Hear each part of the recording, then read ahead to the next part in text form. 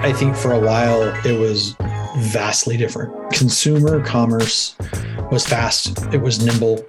It was moving at paces that were just out of control. B2B is starting to kind of pick up that same pace. They're becoming more comfortable with the fact that consumers or people are buying online. Business is a business, and specifically the products that we sell are very complex, and we hear it often from our sales reps and our actual companies that buy our products how complex they are and the support that they need. We're looking to build it out so that distributors can, transact more digitally, because trends are showing that people want to buy direct more and more, and that they also at the distributor level want to have that kind of omnichannel experience. In a B2B model, you need to know who the person is, what their role is, how they function, how they purchase. The things that we hear back from the customers that buy things on the online store are in reference to how easy it is to configure or reproduce, configure the product that they already have in their building. The Echidna has helped make that display and that functionality work